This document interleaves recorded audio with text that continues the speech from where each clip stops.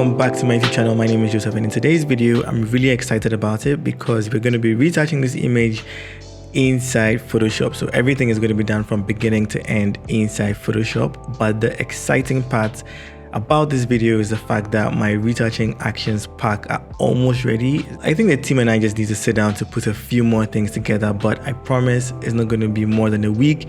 We're going to launch the actions pack. As you can see, I've already put the packaging together, like basically everything in there. So as you can see, it's going to come up with some sample raw files, skin texture actions, color pop, highlight pop, color grading, and a whole lot more. So stay tuned for that. In a couple of days we're going to be launching it as soon as we're able to put a few things together. But jumping on into today's video, I actually want to use the action pack to retouch this. Even though I've been able to put it in a folder or in a pack, it's something I've been using for a very long time, but it's just that they were scattered everywhere. But I just wanted to figure out the ones that I truly almost always use and then put those into a pack for you guys and a few extras so that you guys will be able to have full access and benefit absolutely 100% from the actions as soon as I make them available to you guys. So this is something I've been using myself for my retouching, and then I believe it just contains all of the core tools that you need to be able to retouch the image, as you'd see me do in this particular video. So let's just start with the retouching. So the first thing I always like to do is to crop the image to a size that I want, and this image is going to be put on Instagram. So I'm going to hit C for my crop tool, and you can see the preset is already 4:5 because that is a ratio that Instagram absolutely loves for portraits. So we're going to keep the 4:5 ratio and then just move it around to find what's actually going to be more suitable for this image. So currently I just clicked in and I'm dragging the box around to reframe essentially how the image looks. So I think something like this, keeping here in the center, it's not too bad. We can always recrop and adjust later on. But the first thing I want to do is open up my actions, and you see I have two folders in there. So if you get a pack, you'd have two actions in there. The first one is going to be the Phloshop retouching action set, and then the second part is going to be individual actions. The individual actions are going to give you more control. If you're already like someone who retouches and you already know the layers that you need, then you can just straight away start with the individual actions pack. I also created like another set where sometimes when you're retouching, you don't even know what step to take, what to do, where to even start from. So this action set is going to be for those who have maybe a little idea about retouching but don't know the sequence to go through. And I always feel there should be a sequence that you follow when you're retouching, just so you can have a signature and also have a consistent feel in your images. By no means should you also just use all of the actions because you've run them or they are available to you. You can always choose and also adjust, as you see when I start retouching. So let's just go with the action pack and see. So like I said, this first part is just the one that I've put together to help you by creating all the layers that you truly need for retouching. So the first one says run this first. So I'm going to click on that and I'm going to run. You would think it did nothing, but I want to show you what it does. So all the time I am opening my images in 16-bit, and so if I come into image and mode, you see that it's in 16-bit. But let's just say I change it to 8-bit, right? Because the action set in this particular one is for 16-bit and it says run this first. When I press play, what it's going to do is convert the image into 16-bit. So if I go into image and come down into mode, you'd see that it has changed it to 16-bit and then also created a copy of it. But because we don't need these layers, I'm just going to merge this down, and then now we know that this is where we are starting from. So I'm going to actually just name this BG for background, and then this is, let's say, our working layer. You don't need to rename it. I just want to be able to differentiate.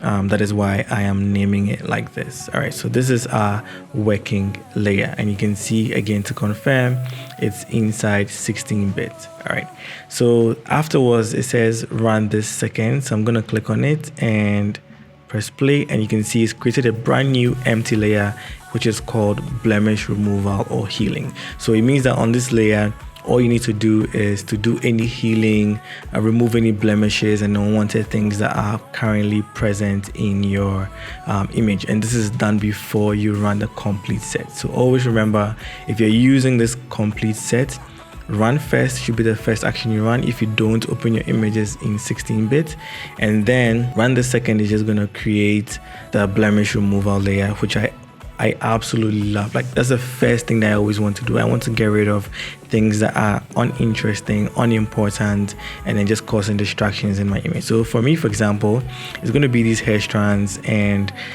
this loose dress strand, if that's what I can call it. Alright, so first off, I'm just going to hit S for my clone stamp tool and I'm just going to sample and paint. Because I want to totally get rid of these, that is why I'm using the clone stamp tool. Otherwise, if it was her skin, I would have been using the healing brush tool. Alright, so as you can see, I'm pressing Alt to sample and then I'm just painting over and getting rid of these flyaways. If I just zoom out a little bit and do before and after of just that, we've been able to get rid of that and the image is beginning to look really clean. So I'm just pressing Alt and sampling, and because all I'm doing is just cloning this out, I'm just going to speed this part of the video so that we don't have a very long video.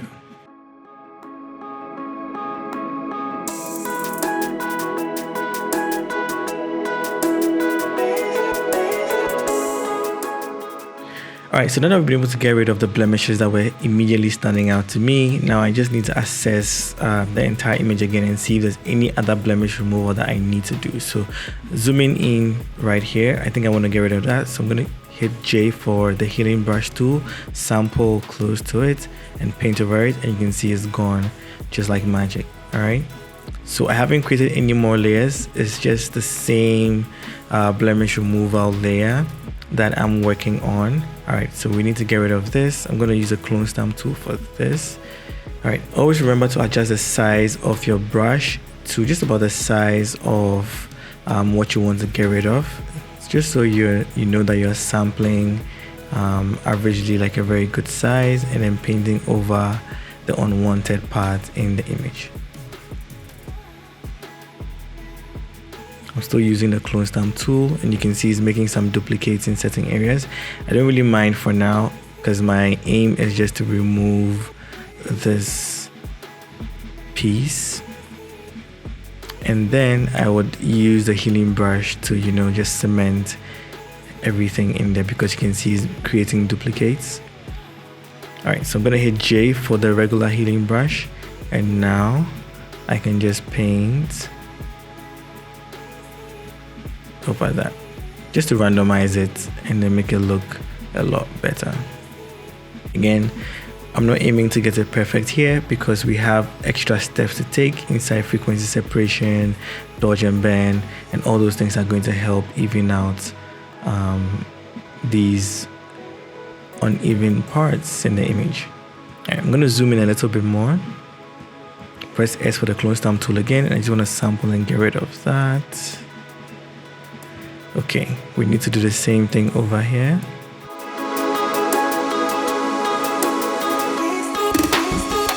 Alright, I think from this distance it looks good. Now, what I want to do is get rid of this light. Even though I added it to the photo shoot as a prop, in this case I feel it's distracting and now I just want to have a cleaner image. I'm doing this because this bright point automatically just like draws your attention over there and it's distracting to me right now. And that's the power of us creatives. We can always change our mind, and in this case I'm using Photoshop to get rid of that. So I'm just going to create a new blank layer. This is not a part of the actions. Creating new blank layers is really actually simple. Just come down to the icon next to the trash can, click on it, and it's going to create a brand new layer for you. So what I'm going to do here is just use my regular brush tool and I'm going to sample and then just paint over. Because it's a black background, it's actually very easy to do and you don't need a lot of blending. So what I'm just going to do is reduce the flow to about 15%, and now I'm just going to blend the paint brush stroke in there. Perfect, just like that. Now let me just zoom into her face, press E for the eraser, and then just erase around her face just so I make sure that if I accidentally spilled any black paint on her face. We're going to get rid of it doing this.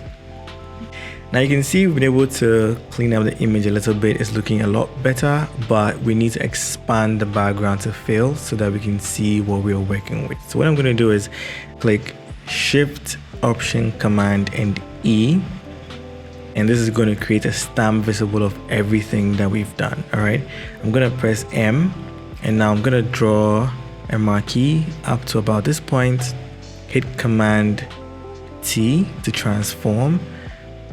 Right click and then click on Distort. So what this is going to do is just allow me to just pull out and fill the entire blank area with the same paper.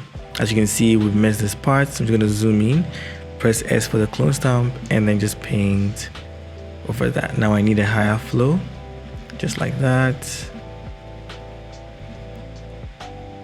So the thing about retouching is, if you really want your work to look seamless, you need to spend time using shortcuts like other softwares that would just run blanket actions over your images. Is not really going to give you all the control that you need.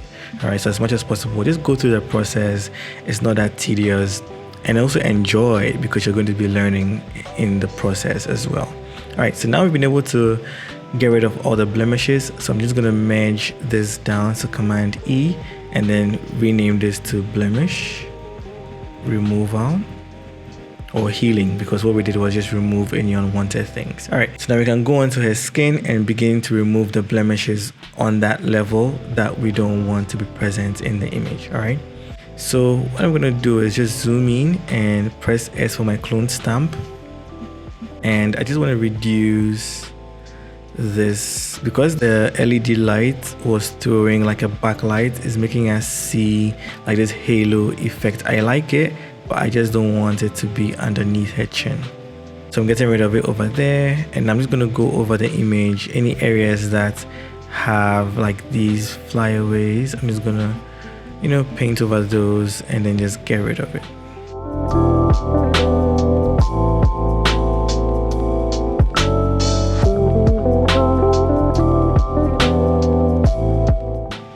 Just like that. Gonna zoom into this point and sample, and then just paint to get rid of that. Okay, so what I want to do next is just paint over some of the hair strands, those cross hairs especially. So I'm gonna hit J for my healing brush tool, and I'm gonna press and hold and select the spot healing in this case. I'm just gonna reduce the size of the brush and then paint over the cross hairs, and you can see it's getting rid of that. I just want to make it a little bit cleaner. So all I'm doing is just painting over. With the spot healing brush tool, you don't need to press Alt to sample. You just paint over, and Photoshop does a pretty decent work at creating samples and painting over like the areas that you're trying to get rid of. It's almost always gets it right. Okay. I'm also not being too precise. I don't really want to get rid of everything, but you'd see before and after that getting rid of those flyaways is actually, or those crosshairs is actually making the hair look a lot cleaner. All right, just a little bit of that. I don't want to get rid of everything. Okay, so now we can tackle her skin. So I'm just gonna, she doesn't have blemishes, honestly. So I'll create a new layer just to be safe, and I'm gonna zoom in a little bit. Hit J for my healing brush options and just select the regular healing brush. And now I'll sample close to any areas that are irregular, and I'll just get rid of that. Also, just in case you're working with a slower machine, Photoshop has become really intensive, and it's also because I'm running QuickTime and Audacity to record audio and the screen. I want to save the image before anything happens to it. So hit Command S, but it's also a good practice. Anytime you're editing, just try and save your image along the line so that you don't lose it, all right? Okay. So I'm just sampling by pressing Alt and painting over any unwanted areas.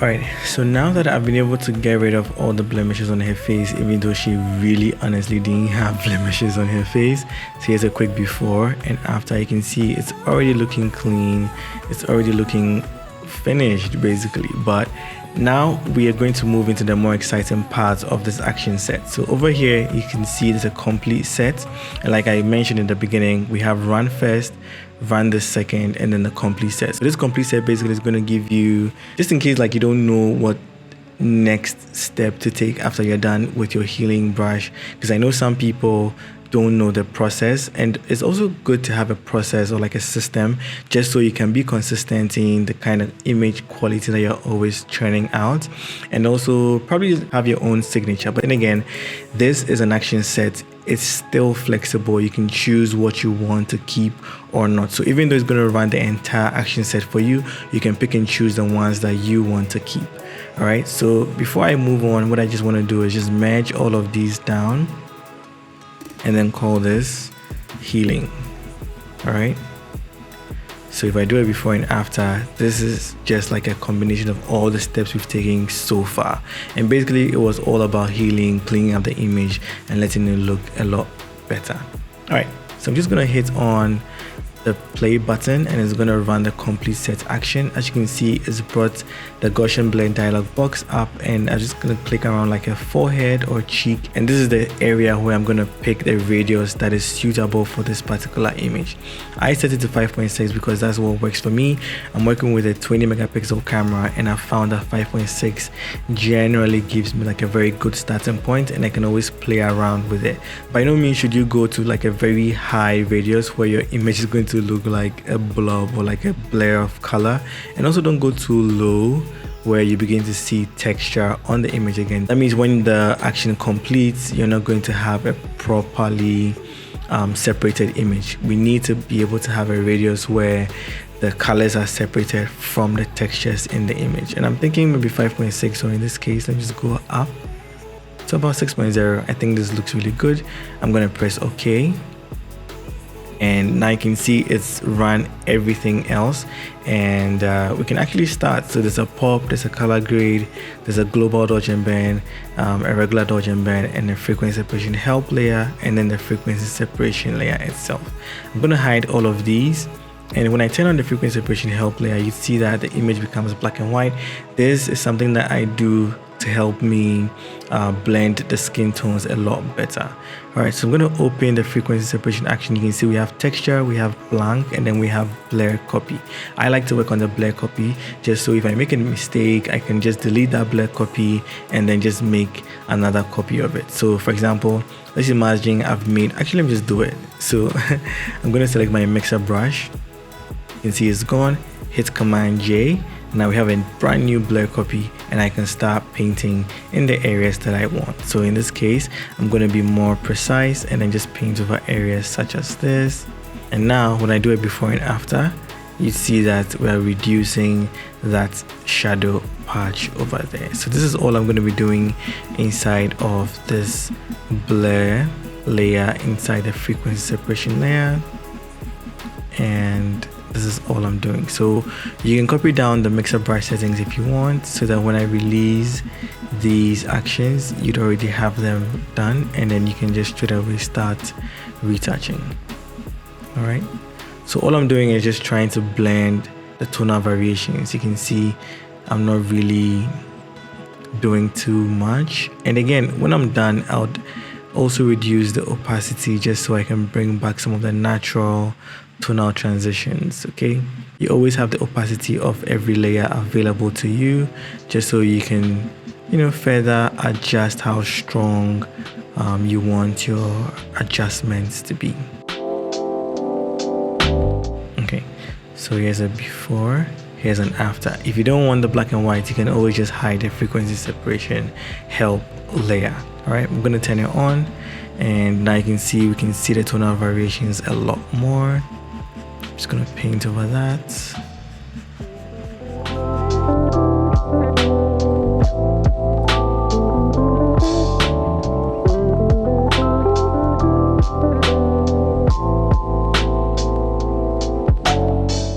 I'm gonna hide the frequency separation help layer now and see if there's anything I've missed, but I think it's looking really good. I'm just gonna come down to her thigh, and now I'll just paint just like that, and we are evening out tonal variations. Okay, so now that we've been able to do this, I think it's looking good. We can move on to the next step. So here's a before and after. Actually, before I continue, I want to make another blur copy. All right, and then I'm just gonna smoothing out the creases in the fabric a little bit with the same mixer brush tool. All right, I just want to reduce it just so it looks a little bit cleaner.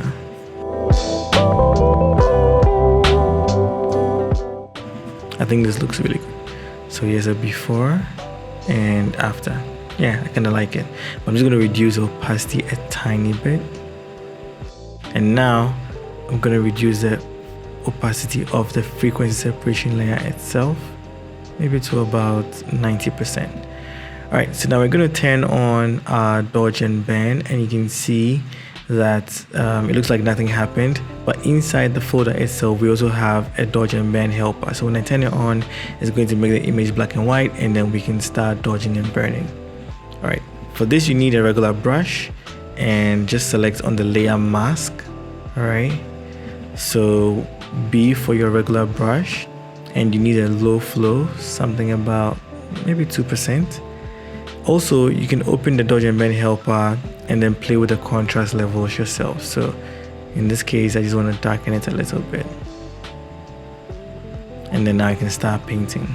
Because the makeup is actually really good, we don't really have like so much to do.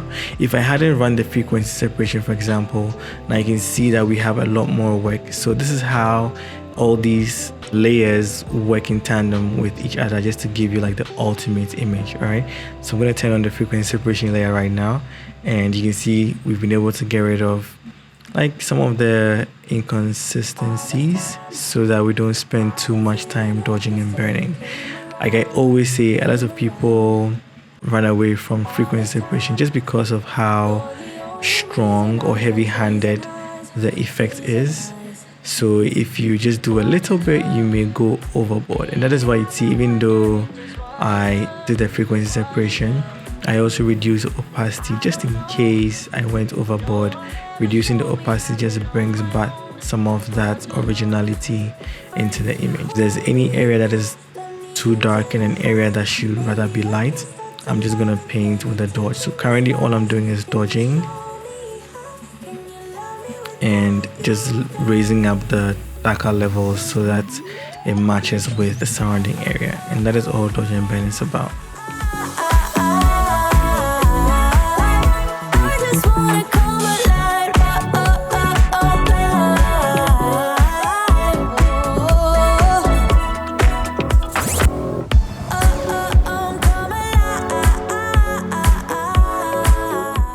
Alright, so as you can see, I've done a lot of dodging. So here's a before and after. This is just the dodging. I'm going to hide the helper layer, and I'm just going to zoom in a little bit. And again, here's a before and after. You can see we've made some adjustments. I'm going to go into burn, but for this, I'm not going to turn on the helper layer. I can see exactly what I want to burn, so I'm just going to be burning those areas and basically just reintroduce some sort of darkening inside the areas that need it. So here's a before and after. You can see that these areas do need a little bit of darkening so we can bring back some shape into the image. All right, so just like that.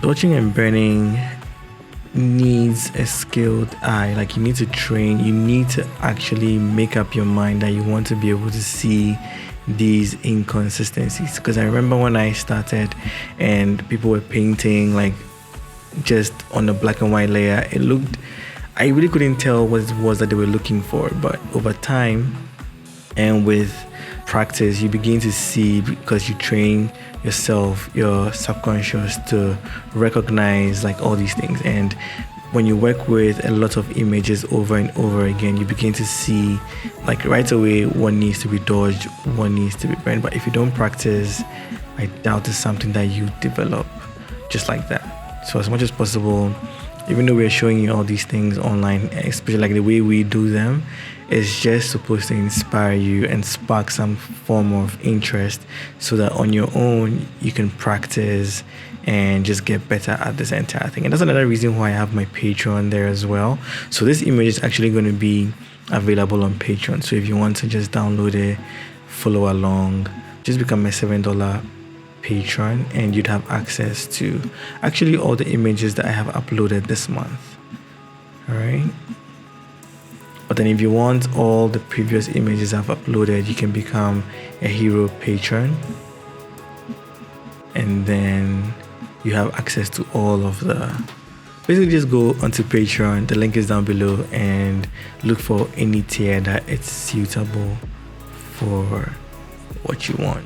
Alright, so this is what I've been able to do so far with the dodge and burn. I'm going to go into global dodge and burn, and now I'm just going to add like more shape to the image, and that's why I named this one global dodge and burn. So you know the first one is a little bit more like a micro dodge and burn where you're solving the tonal transition issues, and now with this particular dodge and burn you're just going to add shape to the image. All right, so with this we're going to be painting over the areas that already have light. All right, so just like that. Perfect. Okay, you can see I'm not introducing light to any area that doesn't have light already. I'm just painting light over the areas that already have light, and this is going to help create like a three-dimensional look. So here's a before, after. You can see it's a very slight adjustment, but it is present. All right, I'm going to click on the burn, and now we'll just do the opposite. So anywhere that needs darkening, we're going to paint those areas and then just darken down those areas, and this is what's going to make your image pop a lot, because it's going to give it like that three-dimensional feel. Okay, all right, now what I want to do is actually just burn the fabric itself as well. So in the back I'm just going to paint right where the shadows are, just deepening them, and then I'll come back with a dodge and also just like dodge the areas that need some dodging. Also, I think I want to get rid of like this. Yeah, just like that. So I'm going to go on to the brighten, and now just paint over the areas that have lights on them. And when I do it before and after, you see we've changed the lighting a little bit, but we've added more shape to it. Okay, so now the next group or the next fold that I are going to be tackling is going to be the color grade, sorry. And in there I've created all the layers that I normally use for color grading. So the first one is going to be the color lookup, and in the color lookup you can select any 3D LUTs. So for me, I have my melanin skin tone LUTs in here. Because she's light skinned, let's just play with it and see what it does. Oh, this is actually a beautiful color. I love it. Fairly muted. Ooh, this is just bronzing her skin a lot. Fire gold. It's just warming everything up. Let's see, flaming. So you can see, even though I call them melanin skin tone LUTs, it's still working on this light skinned girl. Well, she's melanated anyway. I think I like this. Yeah, I think I like it. Again, I'm not going to keep it at 100%. I'm just going to reduce it. Let's just say about 59%. Here's a before and after. I'm not going to stick with this. I'm going to add a few more layers. So in this case, hue saturation. So over here, I can just select maybe like the reds, and then just move my slider around. You can see it's either making it a weird color or making her look like Hulk. But again, we'll just play around and then just figure out what direction we want to go in. Maybe play with saturation a tiny bit and just make it a little bit lighter as well. All right, I'm gonna go into yellows and also targeting the yellows. I think it's gonna brighten that, reduce the saturation a tiny bit, also the lightness. I think that's all I'll do here. And my next layer is going to be the color balance, but like I said, you don't need to play with all of them. All right, I'm just playing with them so you can see how powerful these action sets are, and then you can choose what is going to work for you. All right, so I always start with the midtones when I'm using the color balance, and I'm just gonna play around, maybe +2 with the red. Actually, let me just add -1 magenta, and I think I'm going to add some blue right there. But in the highlights, I think I want to warm it up, right? Yeah, let's warm it up. So putting some yellows, and let's put in some reds, just like that, and maybe a little bit of green. Then in the shadows, we can also play, ooh, I like this. Ooh, this is making it pop. That's perfect. Yes, I think I like this color. Yeah, adding this cyan into the shadows is just giving it like a nice pop. But I think I was going overboard. I was getting carried away. All right, so right there. Should we add magenta or green? I think I like the green tint in there, so maybe like +2. So here's a before and after of just the color balance tool, and this is an entire before and after of the color grade. I think I like the way this looks, but again, I want to blend it with the original color tone, so I'll just reduce the opacity to about let's just say 60%. All right, so here's a before and after. I really like the way it's looking. All right, so the next thing I'll do is just click on the pop, and because it has a black mask, it's not going to be visible. All right, so I'm going to hit Command I on the mask, and you'd see automatically it's made the images jump out. It's added a lot of pop to it. But again, I make these actions or layers to be extremely strong, and then you can just play with the opacity slider to fine tune it, and then just find what's going to work for you. All right, so I'm going to drop it down to, let's say, 49%. Yeah, I kind of like the way it's looking. Let me just zoom into her face a little bit, and here's a before, after. You can see it's really making her pop, and I absolutely love it. Now, to tie everything in, there's one last thing I want to do. It's not a part of this, but I just want to add it and then also show you guys that you can create a vignette like this. Actually, let me even just use my dodge and bend action set. All right, so I'm going to come into the individuals, and I'm going to run my dodge and bend. So I can either choose to run the dodge and bend complete, but there's also a trick with actions like these. Once I know I want to run both dodge and bend, I can select both of them and then press play, and you'd see that it's going to run both dodge and bend for me. I don't have to click once and press play, click the second one and press play. Selecting or highlighting the two, pressing play runs both actions for you. All right, so with the dodge, what I want to do is press G for my gradient, and I want to do white to transparent. All right, so I'm just gonna dodge like around her upper part like that, and you can see it's added this glow, which is very strong. We'll deal with it really soon, but I'm gonna hide this for now. I'm gonna go into the burn, and this time rather I want to invert so that we are darkening down the entire image. I'm gonna hit X on my keyboard, so this time I'm doing black to transparent, and I'm just gonna drag around just like that again. So in this case, you'd see that we've been able to darken around the edges of hair. Okay, so what I want to do now is tackle the brightness. So I'm going to select that dodge layer, and I'm going to reduce the opacity quite a bit. Let's just say about 37%. So here's a before, here's an after. I'm going to turn on the burn now, and you can see it's darkening everything. It's still at 100%, so now I'm going to reduce that also. Let's just say to about 40%, and I'm going to group this and call it, let me just call it a focus light because we are actually like relighting the scene. This is something I really like to do a lot. All right, so here's a before after, and I can see attention is going to the upper part of the frame, like where her face is, where her eyes is, and that's what we truly want anyways. Now the last thing I want to do is just put some noise on there. So I'm going to run my noise action, and this is a very clever noise action because when I press play right now, there's going to be a pop-up, because I want you guys to again have more flexibility. You can choose the amount of noise that you want, and you can also choose whether you want it to be monochromatic, which I'd always advise that you make monochromatic anyways. But again, just press OK, and it's gonna run everything for you just like that. And when you zoom in, you see as a before, after we're adding that noise to the image. It's quite strong. So again, I'll just reduce the opacity, although it's even at 20. So actually, let me just zoom in and show you guys how strong this this is. So at 100%, you can see that's a lot of noise. Again, I always overdo this so that you guys have the flexibility to choose what works for you. It was at 20, and I think the 20 was still too strong. So maybe I'll just half it and bring it to about 10%. Yeah, I think 10% works really great.